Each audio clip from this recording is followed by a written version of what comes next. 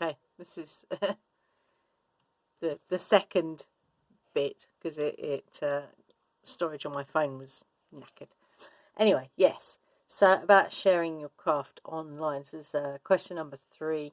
If you're not comfortable with sharing your craft online, share a slice of it. I've said that before, you know. And whether you are someone who enjoys the process of a magical working or the outcome, that will give you a clue, you know, as to when, what to share as a slice, if that makes sense. Yeah. It's like the sharing of that is not the main thing. It's like an offshoot of your creativity. If that makes sense. It's not the working itself that is sharing. The share is not the working itself. It's just a little side salad. Yeah. Well, that's how I see it anyway. Because your focus is your creativity, not the sharing of something. Does that make sense? And it's always got to be your personal preference. It's your practice, yours. You say what is and isn't right for you. Personal responsibility and self-discipline. It's the occultist mantra. So use it and live by it. And then don't forget, what other people think about you is none of your business. It's purely their business. It's their shit, not yours. So, grifters. If by grifter you mean con artist, I have encountered them in the witchcraft community and elsewhere as well. I had a friend who was done over for quite a lot of money by one such, what you call grifters. I've also seen working covens extracting money out of people, which is quite uncomfortable to observe, actually. Even when those people say, look, I can't afford it, they push it. Oh, a payment plan. It's like, that's fucking weird. I'm sorry. That's not what it's about. That's why a lot of the stuff that we do is on a donation or pay what you can basis. We try to anyway. I mean, it's difficult because we've all got bills to pay, you know. But, you know, there is a better way, and we know there's a better way. There's another way. But until everyone gets on board with that, until we get rid of government and institutions and mass companies. Anyway, I'm going on one. Stop it. Yes, so signs of them. So I would say they always seem to be on the side of desperation, fear, which is why they do what they do. Although they do try to hide it. It's usually by overcompensating. So they get very pushy, or I don't know, they will find a way to trigger you. They'll find your weakness and use it. Yeah. And they usually won't take no for an answer. Like the experience that I had with a coven member being pushed into buying something they could not afford. That was horrible. So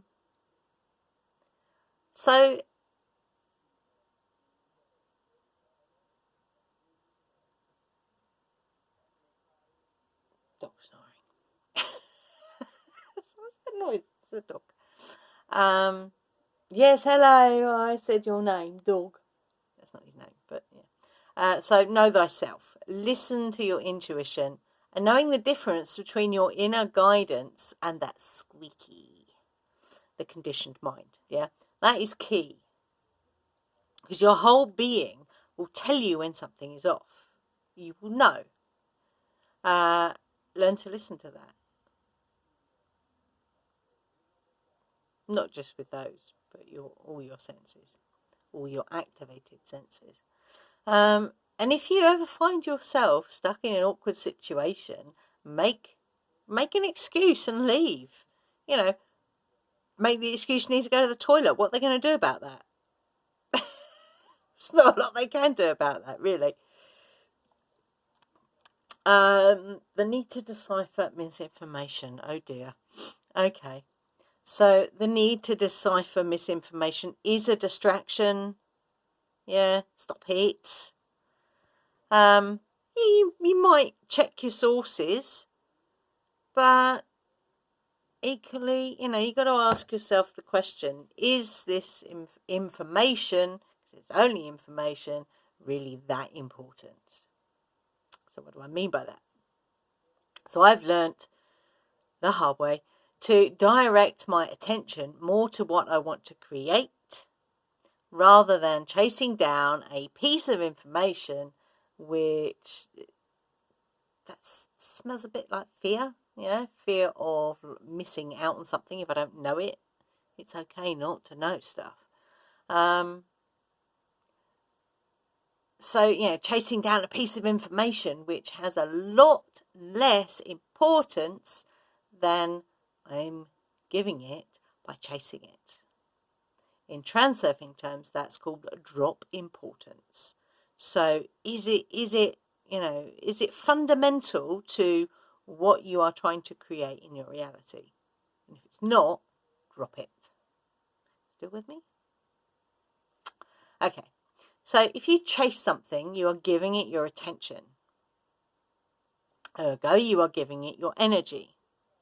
So ask yourself this. Would you give someone one of your fingers? Would you chop one of your fingers off because someone just said, oh, I want that? Well, no. Not unless you're into that kind of stuff. So think of your attention, your energy, as giving a piece of yourself away every time you go chasing unimportant bullshit down a rabbit hole. Yeah? What do you want to create? Focus on that instead. Be discerning about where you put your energy, your attention, your focus. And the great work is the eternal inner alignment of dropping importance on all the garbage we are told we have to carry around. That's it. Unplugging from all that noise out there, all that noisy shit, yeah? Being upfront and transparent about who you are is the only way to combat any lies and leaves no room for speculation. Someone who is a little bit shady is not going to be transparent and upfront about who they are. Okay? Question number 7. I have observed, especially over these last few years, there is a strange looping going on with influencers with large audiences. So it's like they hop on a trend, yeah? Get a massive audience. You saw that a lot during the con. You saw that big time during the con, yeah? But then they keep churning out the same energetic blueprint just to keep their followers and the money, if they're making money from it. So it's like they can't get off the wheel, yeah? So it keeps them looping in one perspective, and that's what we see. We see the same people saying the same shit, just on a different day. And that's what happens is they take the audience with them. Unless an audience is going to unsubscribe and move away from that, they're going to loop with them. And that's, to me, that's not being responsible to your audience. It's quite irresponsible, actually. Because you don't know where those people are. Unless you know them, you do not know where they are on their journey. So, you can end up ripping their magic carpet out from underneath them. So, there's a rigidity to this non-creativity, I'd probably call it, as opposed to being completely connected to a creative process, which is fluidic. That's what we call fluidic thinking. Expert. I once heard a joke about the word expert. An X is a has-been and a spurt is a drip under pressure. Yeah, there are no experts on this planet. I'm sorry. If you think you are, you've got a massive veneer over your whole being. Yeah. Yeah, we have skills. Yes, we have passions. We have things that we love. But is there actually anyone on this planet who is a fucking expert? You know, we're all kind of bumbling about, especially at the moment with, you know, this path that we're all on. We're all on it. No one gets out of here alive. You know, we're bumbling around working it out as we go. So, no, there are no fucking experts. End of.